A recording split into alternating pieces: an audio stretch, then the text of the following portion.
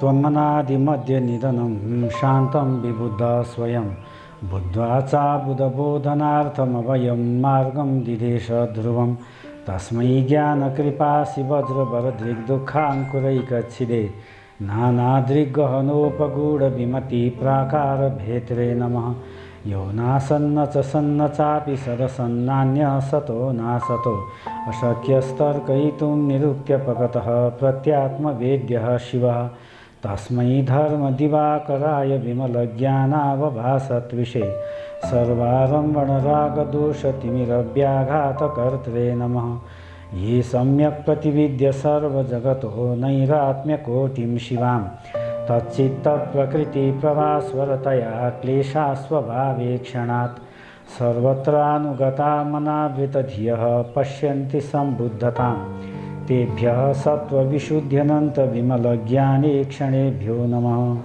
त्रिरत्नशरणं नमो अमिताभाय बुद्धाय इत्यपि स भगवान् बुद्धस्तथागतो अरहन् सम्यक् सम्बुद्धो विद्याचरणसम्पन्नः सुगतो लोकविदनुत्तरः पुरुषदम्यसारथिः शास्तादेव मनुष्याणां बुद्धो भगवानिति। अब यो हाम्रा परम पूज्य गुरुपाद विद्याधर आचार्य महायोगी श्री डगाना रिम्पोछेले आफू गुफावासमा बसेपछि अनि हामीहरूलाई अभ्यास गर्न सिकाउन र अनि अभिधर्मको र अभ्याससँग सम्बन्धित महत्त्वपूर्ण विषयहरूको ज्ञान गर्दै बुद्ध धर्ममा गहिरिएर बुझ्दै जान सक्ने बनाउनको लागि यी उपदेशहरू त्यतिखेर लेखेर प्रदान गर्नुभएको थियो र तिनै उपदेशहरू अहिले हामीले त्यो बेलामा उहाँले लेखेका हामीले अझ हस्तलिखितै हुन्थ्यो र त्यसलाई हामीले फोटोकपी गरेर बाँडेर अनि त्यसपछि सबैलाई हातमा दिएर अनि त्यो एकै महिनामा त्यो लेखेका 20 पेज एकैपटक भनेर सक्ने गरेका थियौँ र त्यसरी दिएका उपदेशहरू अहिले पुस्तकको आकारमा अब छापिएका छन् र फेरि त्यसलाई अब त्यो बेला सुन्ने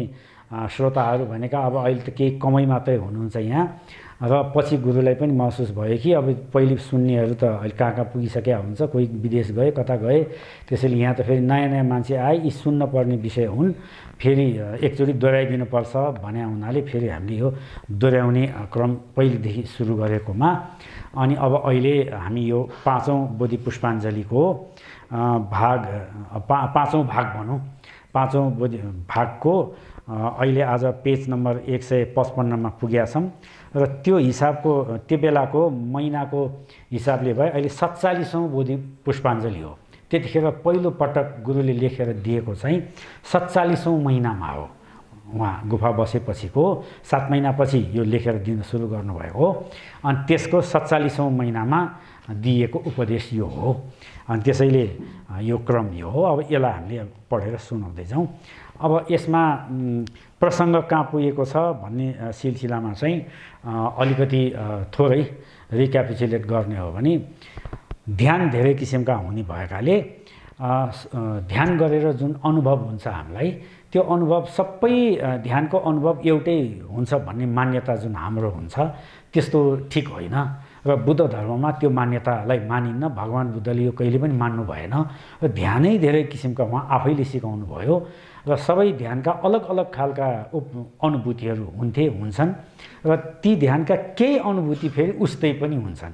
त्यसैले अब अलि स्पष्ट रूपमा बुझेर गर्ने मान्छेले के ध्यान गरेको अनि त्यसको कुन कुन अनुभूति अरू ध्यानसित पनि मिल्ने खालको हो र त्यो चाहिँ अब यसको यो कमन हो, कमन एक्सपिरियन्स मध्येमा पर्छ र कुन चाहिँ यसको यो विधि मात्रैको आफ्नो विशेष अनुभूति हो त्यो अरूमा आउँदैन भनेर छुट्याउन जान्नुपर्छ भन्ने चाहिँ मुख्य कुरा त्यो हो।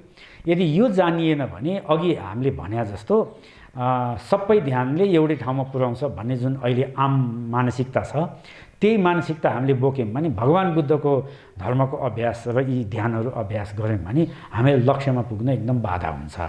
यति कुरा बुझाउनको लागि रत्नश्रीले त्यो बेला धेरै उदाहरणहरू लिएर जस्तो यो त्यस्ता ध्यानबाट आउने कमन एक्सपिरियन्सहरू के कस्ता हुन् भन्दा ती चाहिँ एउटा अल्टर्ड स्टेट अफ कन्सियसनेसका जस्ता एएससी का अनुभवहरू हुन्। ती चाहिँ एक किसिमले 10 किसिमका अनुभव सबैलाई उस्तै खालकै हुन्छन्।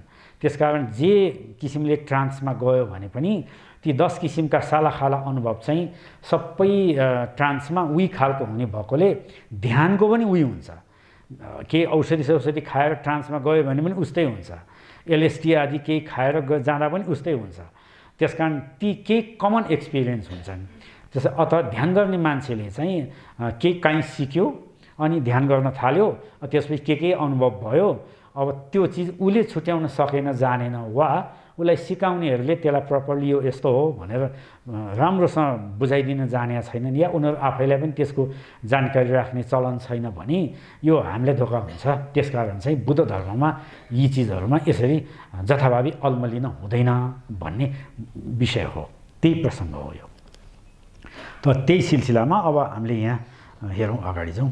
त्यस्तै यदि हामी सांसारिक विषाद र खिन्नताले ग्रस्त या तनावले ग्रस्त व्यक्तिको नजिकमा बस्दाखेरि भने उही अलि डिप्रेस्ड मान्छे, एङ्जाइटी हुने, डिप्रेसन हुने टाइपको र एक सधैँ खिन्न भइरहने, सधैँ नेगेटिभ विचार मात्रै आउने, यस्तो खालको मान्छेको नजिक बसिरह्यो भने उसले अर्कोलाई के ट्रान्समिट गर्छ, उस्तै फ्रस्ट्रेसनको भावना, उही खालको, उही कम्प्लेन, यो भएन त्यो भएन भनिरहने खालको सधैँ निराशाजनक विचार, त्यही उसले पठाउने त हो नि दायाँ बायाँ पनि।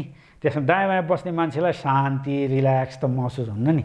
त्यस्तो डिप्रेसनमा गइरहेको जाने या त्यस्तो आत्तिने या त्यस्तो खालको दुखी पीडित व्यक्तिका सामु बस्दा अर्कोलाई बडा शान्ति, आनन्द, रिल्याक्स त हुन्न। त्यसकारण त्यो किन हुन्न त किन हुन्न भन्दाखेरि त्यस्तै खिन्नता, सांसारिकता र अनि तनावको अनुभूति हुने कारण पनि यही हो कि उसले प्रशस्त बीटा तरङ्ग उत्सर्जन गरिरहेको हुन्छ। अब यो प्रसङ्ग अगाडि के आएको थियो भने यो अब साइकोलोजीमा यो EEG गर्दाखेरि जुन धेरै किसिमका वेभहरू निस्किन्छन् र ती चाहिँ अहिले नाप्न मिल्छ। अब कम्तीमा पनि ट्रान्समा गएको या ध्यानमा अलिकति गहिराइमा गएको मान्छे छ भने चाहिँ त्यो बेलामा उसले ब्रेनले निकाल्ने वेभहरू अल्फा तरङ्ग हुन्छन् र ती अल्फा तरङ्ग धेरै हुँदाखेरि माइन्डलाई रिल्याक्स गराउँछन्। र त्यो अल्फा तरङ्ग उत्सर्जन हुनु भनेको आफैलाई पनि अलि शान्त बनाउनु, रिल्याक्स बनाउनु हो भने त्यो भइरहेछ भने त्यही ब्रेनले त्यो अल्फा तरङ्ग दायाँ बायाँ फैलाइरहेको छ भने नजिकमा बस्यो भने अर्कोको ब्रेन पनि अल्फा वेभमा जाने टेन्डेन्सी राख्छ। त्यससित उसको पनि एट्युनमेन्ट हुन खोज्छ। त्यो भयो भने उसलाई पनि माइन्ड शान्त हुने, रिल्याक्स हुने खालको अनुभव बढेर आउँछ। त्यो भए उसले पनि शान्तिको महसुस गर्छ, उसका पनि मनमा विचार यताउता अलि शान्त भएर घटेर जान्छन्। त त्यसकारण त्यसरी त्यो फिलिङ अर्काले पनि महसुस गर्ने हो। त्यही भएर ध्यानी को नजिक बस्यो भने अलिकति आफूलाई पनि आनन्द, शान्त, अलिक के सोध्छु भनेर धेरैजरी तपाईँले पनि याद गर्नुभयो होला। म यो सोध्ने भनेर पहिले के एकदम बडा प्रश्न बनाएर म गुरुलाई भेटेपछि यो गर्छु भनेर गएका, त्यहाँ गएर बस्यो भने प्रश्नै बिर्सिन्छ। त्यो पनि आउन्न टल्ल पर्ने मात्रै हुन्छ एकछिन। यस्तो सुनाउने धेरै तपाईँ आफैले अनुभव पनि गर्नुभयो होला, धेरैले सुनाउनुहुन्छ पनि, हामीलाई पनि अनुभव हुने कुरा हो। त किन भएको भन्दा त्यस्ता गुरुहरूको प्राय यो अल्फा वेभहरू त जहिले पनि त्यो सधैँ भइ नै रहन्छ, उहाँहरूको स्टेटै त्यस्तै हुन्छ। अनि त्यस भएकोले त्यो फिलिङ अर्कोलाई पनि त्यही जान्छ।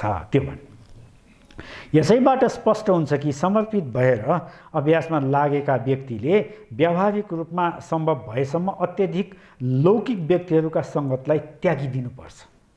अब यो हो के कारण, सङ्घको महत्त्व किन अस्ति पनि हामीले अब भन्यौँ र यो शरणगमन गर्ने बेलामा एउटा सम्भव आउँछ। अस्ति रत्नश्रीले पनि भनिबक्स्यो, या जहिले पनि तपाईँलाई जहाँ पनि शरणगमन दिइयो भने त्यो बेलामा शरणगमनको विषयमा त्यसपछि अलिक स्पष्ट पार्नलाई केही व्याख्या गरियो भने एउटा उपदेश आउँछ। त्यो तपाईँले सम्झिनु पनि भएको होला। त्यो के भने यो सङ्घको शरण गएको कारणले त्यसको सम्भव, त्यसको शील के हो भने पालन गर्न पर्ने नियम लौकिक व्यक्तिको सङ्गत त्याग दिनुपर्छ भन्ने हो। बुद्धको शरण गएको कारणले लौकिक देवी देवतालाई शरणीय मान्नु हुँदैन। बुद्ध ज्ञान सिकाउने, ज्ञान पाएका लौकिक देवी देवता लौकिक रिद्धि सिद्धि र लौकिक आफ्नो क्षमता र पावरको बलले मानिसलाई आफ्नो आशीर्वाद, वरदान आदि दिएर कब्जामा राख्ने देवी देवताको जात त्यो फरक हो कि बुद्ध र देवी देवता त्यो मानेमा फरक हुन्छ। त्यसकारण ज्ञानको लागि शरण गएको मान्छेले अब ज्ञान नभएका र लौकिक व्यवहारमै हामीलाई अल्झाउने खालका देवी देवताको शरण जानु त भएन नि। त्यो शरण जाने बित्तिकै त यताको शरण टुटिहाल्यो नि। त्यसकारण अब त्यो व्यक्तिले ज्ञानमा गइरहन सक्दैन नि, त्यही भएर त्यो शरणै त्यहीँ बिग्रिहाल्छ भनेर त्यसो भनिन्छ। त्यस्तै धर्मको शरणमा गएको व्यक्तिले प्राणीलाई हानि गर्नुहुन्न, कुनै पनि प्राणीलाई। किनकि यो धर्मको मुख्य सारै के हो भने सबै प्राणीलाई दुःखबाट मुक्त गर्ने भन्ने हो। धर्मको मूल चिजै यो वैराग्य धर्म जुन छ, वैराग्य भनेको यहाँ रागबाट मुक्त धर्म, त्यसको मुख्य लक्षण के हो भने प्राणीलाई हित गर्छ त्यसले। त्यो धर्म सिक्ने बित्तिकै प्राणीको कल्याण हुन्छ। आफूले सिके आफ्नै कल्याण हुन्छ र आफूले सिक्यो भने आफ्नो नजिक वरिपरिका अरूको पनि कल्याण हुन्छ। त्यसकारण प्राणी मात्रको कल्याण गर्ने भनेकै धर्मले हो। त्यसो भएको हुनाले धर्मको शरण यदि गइन्छ र सँगै फेरि प्राणीलाई हामीले हानि पनि गरिन्छ भने चाहिँ त्यो के भयो भने धर्मको शरणको सम्बर बिग्रियो, त्यो शिल टुट्यो, त्यहाँ शरण त्यहीँ भत्क्यो।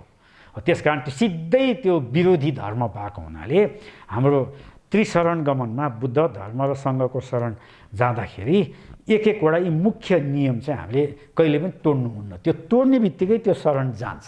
शरण फेरि रिन्यू गर्नुपर्छ, फेरि शरण कायम राखेका गुरुजनबाट फेरि शरण लिनुपर्छ। त्यो कारण त्यो। त्यस्तै अब सङ्घको शरणमा गएपछि सङ्घको शरणको फेरि नियम के त भन्दा लौकिक व्यक्तिको सङ्गत त्याग दिनुपर्छ, त्यो हो के। त्यो कारण के रहेछ त भन्दा मुख्य कारण यो हो। किन भन्दा लौकिक व्यक्तिले धर्मको चर्चा धेरै गर्दैन। लाभ हानि, यश अयश, निन्दा प्रशंसा र अनि सुख दुःख यस्तो विषयमा मात्रै बढी चर्चा गर्छ। के गरे मलाई लाभ होला, के गरे मलाई फाइदा हानि हुन्छ, त्यति छुट्याउने मात्रै अर्कालाई सिकाउँछ। अर्काको त्यही हो। तपाईँ लौकिक व्यक्तिका बिचमा लौकिक व्यक्ति भने के भन्दा धर्म नबुझेका, धर्मको शरण नआएका र धर्म अभ्यास गर्न रुचि नभएका र यही म खाऊँ मैलाऊँ सुख सयलवा मोज म गरौँ भन्ने मात्रै त्यो भावना मनमा भएर सधैँ यसको लागि त्यसको लागि पैसाको लागि त्यहीको लागि योको लागि भनेर कुदै गर्ने जुन त्यो रसमा हिँड्ने मान्छेहरू छन् त्यस्तालाई भन्छ लौकिक मान्छे। त यस्ताको सङ्गत गर्दाखेरि यो धर्मको विषयमा मन शान्त गराउने विषयमा चित्तमा नेगेटिभ कुरा छोड्दे भनेर मान्छेलाई कन्फिडेन्स दिने मामलामा र यस्तो कुरामा त्यति चर्चा हुन्न। नभएपछि के गर्नु पर्यो, त्यस्ताको सङ्गत हामीले गर्नु भनेको अब सङ्घको उल्टा भयो। त्यस्तो जसले गर्छ त्यस्ताको सङ्गत चाहिँ गर्नुपर्छ। त्यस कसले गर्छ, त्यही धर्म अभ्यास गर्ने मान्छेले मात्रै गर्छ। सच्चा रूपमा धर्मको अभ्यास गरिरहने बानी लागेको मान्छेले मात्रै त्यस्तो गर्छ। त्यही भएर त्यस्ता व्यक्तिको सङ्गत गर्नुपर्छ। यो सङ्घको शरण भने त्यो हो। त्यस कारण महत्त्व यही हो। किन उसले जाने बित्तिकै एउटा उसले गरे हुन्छ अलिअलि, त्यस कारण उसको नजिकमा आफूलाई केही न केही अलि शान्ति मिल्छ। उसले कुरा गर्यो भने पनि धर्मको कुरा गर्छ, कुरा गर्यो भने पनि हामीलाई आत्मविश्वास हुने, एउटा ठिक किसिमका सही मार्गमा लाग्ने, पापबाट बचाउने, धर्मको अभ्यासमा लगाउने खालको कुरा गर्छ। त्यस्तै मात्रै शिक्षा दिन्छ भने उसको नजिकबाटै त्यही कुरा आइरहेको हुन्छ। उसको मानसिकतै त्यसैमा घुमिरहेको हुनाले हामी नजिक जाँदा पनि त्यही कुरा हामीले पाउँछौँ। त्यसैले सङ्घको शरणमा जानुपर्छ, लौकिकको शरणमा जानु हुँदैन। शरणमा जाने भनेकै त्यही हो, आश्रय लिने, त्यो गर्नुहुन्न। अब अलिअलि सम्भव भएसम्म, कति सम्भव हुन्छ त्यो हो। र आफूले नियमित रूपमा सङ्गत गर्न सकिने आध्यात्मिक साधकहरूकै सङ्घ खडा गर्नुपर्छ भनेको किन रहेछ, त्यो हो। त यो नै सङ्घको एक महत्त्व हो। यसबाट यो पनि स्पष्ट हुन्छ कि ठुला सिद्ध या गुरुहरू या उच्च तहका साधकहरूले लामो समयसम्म निवास गरेका गुफा या गुफा अभ्यासका कुटी या स्थान त्यो ठाउँहरू जस्ता कुराहरू अभ्यासको लागि धेरै नै सहयोगी कन्ड्युसिभ किन हुने रहेछन्। यो भनेको कारण के भनिन्छ नि, जहिले पनि ठुला गुरुहरूले ध्यान गरेको ठाउँमा जाने, दर्शन गर्ने, बसेर एकछिन त्यहाँ पनि ध्यान गर्ने, यस्तो गरिरहन्छन् नि। र त्यही भएर त्यस्ता ठाउँलाई तीर्थ मान्ने, पीठ मान्ने र आदर गरेर ती ठाउँलाई संरक्षण गरेर अनि ती ठाउँमा अन्य अरू किसिमका गतिविधि हुन नदिने र त्यसलाई जोगाएर त्यो त्यस्तै गरी धर्मको साधनाकै लागि त्यसलाई विकसित गर्ने जुन चलन चलेको छ पहिलेदेखि नै त्यो त्यही कारणले हो। किनभने त्यो ठाउँमा माटो ढुङ्गा हावा त्यहाँ रुख कणमा त्यो एनर्जी हुन्छ, त्यही भाइब्रेसन त्यही वेभहरू। त्यो त अब यो त एउटा इक्जाम्पल हो, अझ त्यति मात्रै हुन्न, त्यहाँ त्योभन्दा धेरै चिज हुन्छ। यो खालि के भने यो अल्फा वेभको प्रसङ्गमा यो चिज जोड्या हुनाले त्यहाँ ती वेभहरू त्यहाँ पनि एब्जर्भ भएका हुन्छन्। त्यही भएर याद अलिकति सेन्सिटिभ हुनुहुन्छ या ख्याल गर्नुहुन्छ भने जस्तो बोधगया, त्यस्तै लुम्बिनी, अब सारनाथ, जो भगवान् बुद्धका 4 संवेदनीय स्थान छन्, यी भगवान् बुद्ध आफैले भन्नुभएको छ कि यी स्थानमा गयो भने मान्छेलाई वैराग्य उत्पन्न हुन्छ, ज्ञानको लागि चित्त लाग्छ। त्यसकारण यी संवेदनीय स्थान हुन्। संवेदनीय भनेको मनमा उद्वेग पैदा गराउने, के मानेमा उद्वेग पैदा गराउने, संसारबाट मुक्त हुन पर्ने रहेछ, यो संसार सारहीन रहेछ यो भन्ने खालको कता कता एक प्रकारको जसलाई हामीले अब अहिले सच्चा हिसाबको वैराग्य भन्छौँ नि, त्यागको भावना त्यो जगाउने यो काम ती ठाउँमा जाने बित्तिकै हुन्छ। अब धेरै अभ्यासहरू गरिरहेका मान्छे भए त अरू इनर्जी पनि महसुस हुन्छ, चित्त धेरै शान्त हुन्छ, समाधि लाग्छ, धेरै कुरा हुन्छ ती ठाउँहरूमा। त्यस्तै अब पछिका गुरुहरूले ध्यान गरेको उदाहरणको लागि हामी टाढै जान पर्दैन। रत्नश्रीले गुफा बसेको एउटै कोठा यहीँ अगाडिपट्टि यो घरमा, त्यही कोठामा हामीले पस्दा पनि त्यो फिल हुन्छ एनर्जी। किनभने सम्पूर्ण उहाँको त्यत्रो ध्यान चाहिँ त्यो माटोमा त्यहाँ त्यो भित्र एब्जर्भ भएको छ, ताजै छ त्यो। त्यही कारणले नै उहाँलाई यो चिज उहाँको गुरु चौगेटी चेन रिम्पोछे उहाँले पछि यता सर्दाखेरि यो त भाइको घर भएको उहाँले सोद्धा त्यो के गर्यो भनेर सोद्धाखेरि चाहिँ अब यो त्यो त लिनुपर्छ, त्यो तिमी यो त ध्यान गरेको ठाउँ हो, त्यस कारण यसलाई सकेसम्म जोगाएर आफैले लिनु, आफैले राख्नु राम्रो हो, त्यो गर्नु मिहिनेत कोसिस गर्नु भनेर धेरैचोटि जोड दिनुभएको थियो। र अहिले धेरैचोटि जोड गर्दा अहिले बल्ल आएर अब चाहिँ कम्तीमा यो लिन सफल भइबक्स्या छ र कम्तीमा अब गुरुको यो भएको छ र हामीले कम्तीमा यो चिज अब हाम्रो भन्न पाइएको छ।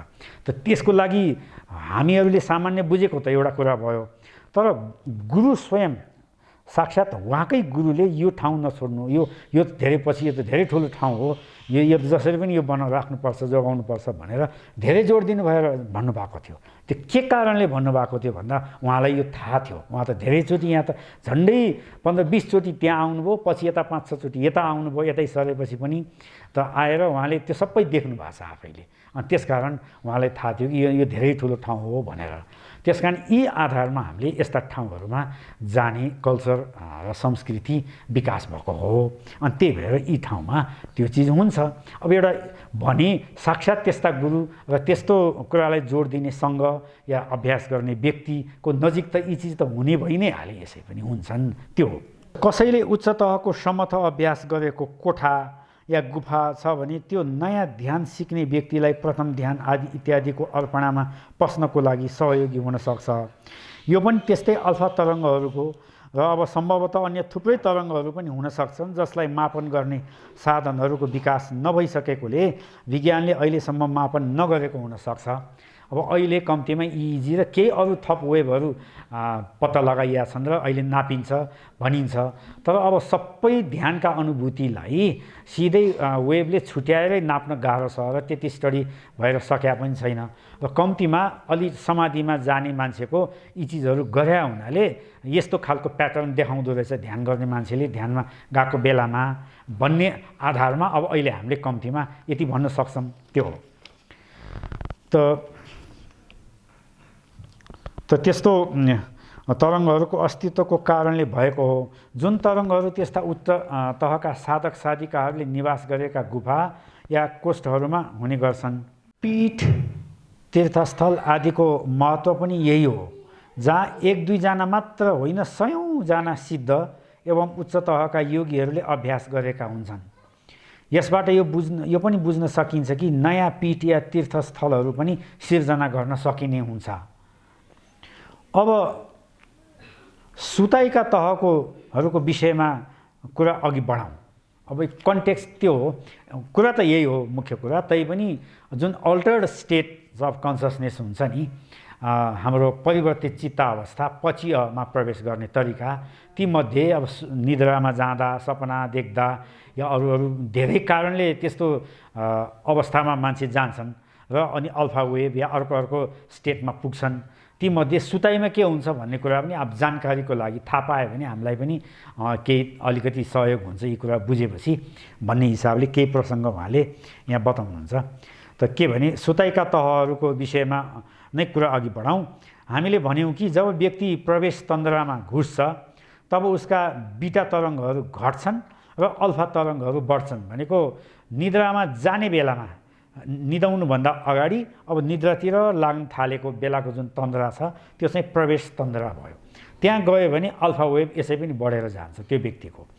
अनि चित्त र शरीर दुवै झन्झन हल्का र आराम एवं खुकुलो हुन पुग्छन्। अनि हामी पहिलो तहको सुताइमा प्रवेश गर्छौँ जो झन् शान्त हुन्छ, जुन बेला अझ अर्का थरी तरङ्गहरू जसलाई थीटा तरङ्ग भन्छन्। त्यो अब तरङ्गको त नाम त्यसको प्रकृति हेरेर अलग अलग खालको नाम दिइएको छ। त्यो थीटा वेभ निस्किन्छन्। ग्रिक भाषामा थीटा भनेको अङ्ग्रेजी थ त्यो टिएच जुन छ नि यो ध्वनिको हो र नेपालीमा थको समकक्षी वर्ण हो। होस या स्मृति सम्पजनयुक्त भएरै रहेको बेलामा उत्सर्जन हुन सक्ने सबभन्दा उच्च तहको सम्भव तरङ्ग यही हो। होस पनि भएको तर त्यो बेलामा अब एकदम सबभन्दा गहिरो अवस्थाको चाहिँ वेभ निस्किन पर्यो भने यही थीटा सबभन्दा राम्रो हो, यो निस्किन सक्छ। त त्यस बेलासम्म पनि व्यक्तिलाई सजिलै जगाउन सकिन्छ र ऊ जागेपछि पनि उसले भ्रान्ति भएको या लट्ठिएको अनुभव गर्दैन, फ्रेस भइहाल्छ उत्तिखेरै। उसले तुरुन्तै आफूलाई स्वयं नै सचेत बनाइहाल्न सक्छ। त्यसपछि अब अझै गहिरो सुताइमा गयो भने के हुन्छ, त्यसपछि ऊ दोस्रो तहको सुताइमा प्रवेश गर्छ जो सुषुप्ति या भुसुक्क निदाउने अवस्थाको सुरुवात हो। त यानि यो सपना बिनाको सुताइ हो, त्यहाँ छिर्छ। त मनमा भएको यो परिवर्तनलाई मस्तिष्कको बिस्तारै र शान्त एवं आराम जनाउने अल्फा तरङ्ग र थीटा तरङ्गको ठाउँमा डेल्टा तरङ्गको उत्सर्जनले सङ्केत गर्छ र त्यहाँ डेल्टा तरङ्ग भन्ने अर्को आउँछन्। तिनीहरूले यो व्यक्ति भुसुक्कै सुतेको जनाउँछन्, त्यस्तो तरङ्ग निस्किन्छन्। अनि डेल्टा भनेको ग्रिक भाषाको चौथो वर्ण हो, अङ्ग्रेजीको डीसँग सम्बन्धित हो, ड अक्षर द ध्वनिसित। र क्रमशः अल्फा बीटा गामा डेल्टा भनेर चौथोमा यो आउँछ, त्यही भएर चौथो वर्ण हो। त्यसपछि व्यक्तिलाई होस हुँदैन। अब त्यो चाहिँ नेपालीमा त कति चल्छ सुषुप्ति, यो संस्कृतमा चाहिँ र वेदान्तमा यो बढी चल्छ र कम्तीमा बुद्ध धर्ममा पनि यो आउँछ सुषुप्ति भनेको नेपालीमा भुसुक्क निदाएको अवस्था, जुन बेलामा व्यक्ति आफूलाई त्यतिखेर केही पनि होस हुँदैन, त्यो अवस्था हो। त अब उसलाई सजिलै जगाउन पनि सकिँदैन। जगाइसकिएपछि पनि तुरुन्तै उसको मन स्पष्ट भएर बीटा तरङ्ग निकाल्ने स्थितिमा आइहाल्दैन।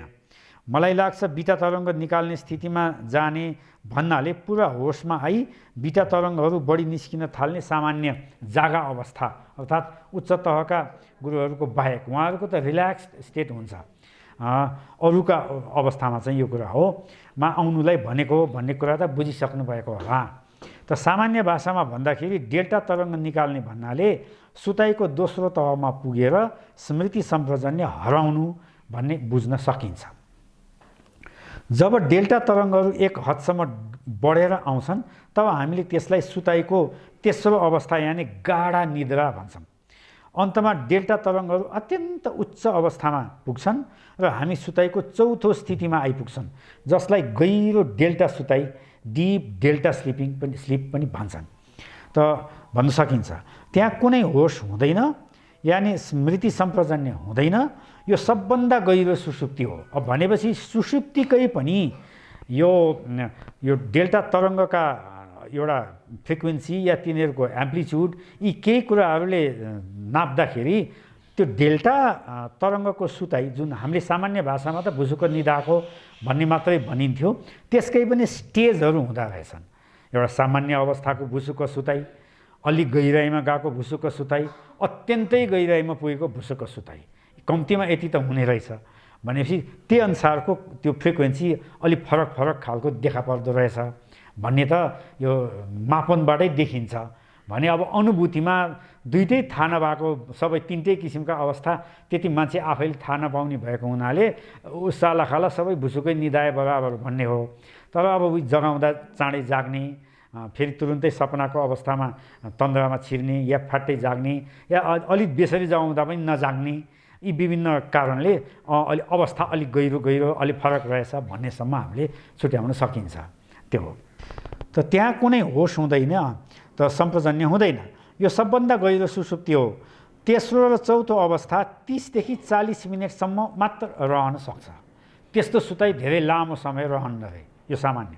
अनि डेल्टा तरङ्ग घट्न सुरु भइहाल्छ अनि आफू चाँडै नै तेस्रो या दोस्रो स्थितिमा आइपुगिन्छ। तर त्यो डेल्टै हो। अनि घट्दै प्रथम स्थितिको सुताइ जहाँ अति आरामदायक थीटा तरङ्गको बाहुल्यता रहन्छ, त्यसमा ओर्लिनुको साटो व्यक्ति स्वप्न अवस्थामा प्रवेश गर्छ र हामीले भन्ने गरेका सपनाहरू देख्न थाल्छ। अनि त्यस्तो हुने रहेछ क्रम। यहाँनिर हामी फेरि अल्फा र बीटा तरङ्गहरूको मिश्रणमा आइपुग्छौँ, परन्तु त्यहाँ अधिकांश थीटा तरङ्गहरू पनि हुन्छन्।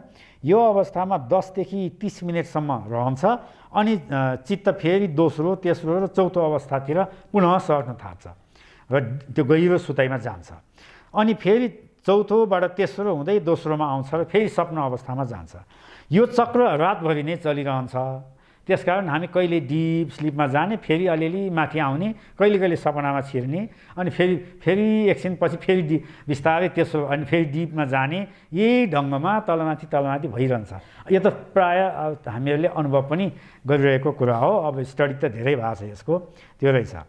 त चौथो अवस्थामा पुग्ने र फेरि स्वप्न अवस्थामा आउने पुरा चक्रको लागि सामान्यतया 90 देखि 100 मिनटसम्म लाग्छ। अर्थात् 1.5 घन्टादेखि 1 घन्टा 40 मिनटसम्म लाग्छ।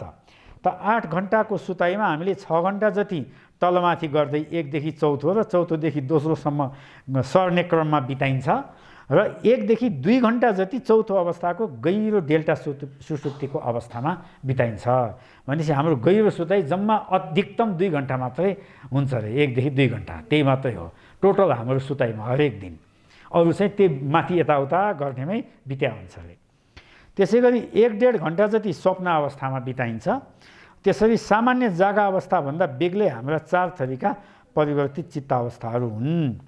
अब के त भन्दा 1 प्रवेश तन्त्र जहाँ अल्फा तरङ्ग बढी हुन्छ।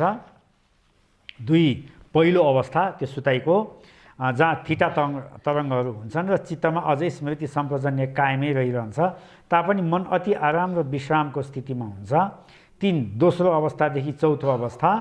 यो चौथोदेखि फेरि दोस्रो अवस्था, त्यो वापस आइरहने भएकोले जहाँ डेल्टा तरङ्गहरू बढ्दै जाने या घट्दै जाने भइरहेको हुन्छ। सामान्यतया यही अवस्थालाई वेदान्तमा या सामान्य भाषामा सुषुप्ति भनिन्छ। अनि 4 स्वप्न अवस्था, सपना देखेको अवस्था। त हाम्रो सामान्य यही यो दैनिक रूपमा सुत्दाखेरि हामी जाने अल्टर्ड स्टेट यिनै 4वटा हुन्। त सुषुप्तिको अवस्थामा शरीर चलेको हुन्छ र आँखाहरू पनि यदाकदा बिस्तारै चल्छन्। मांसपिण्ड अर्थात् मसलहरूले कुनै पनि संवेदनाप्रति प्रतिक्रिया गर्न सक्छन् र यो कुरालाई EMG इलेक्ट्रोमस्कुलोग्राफ भन्ने त्यो सिस्टम छ, नाप्ने मापन यन्त्र, त्योद्वारा मापन गर्न सकिन्छ। परन्तु सपना देखेको बेलामा भने घाँटीदेखि तलपट्टिको शरीरको भाग पुरै निश्चल हुन्छ र शान्त रहेकै हुन्छ, परन्तु आँखाहरू भने प्राय तीव्र गतिमा चलेका हुन्छन् र यो आँखाको चाल सजिलै देख्न सकिन्छ। तापनि यसलाई EOG इलेक्ट्रो ओक्युलोग्राफद्वारा मापन पनि गर्न सकिन्छ, मापन गरिन्छ।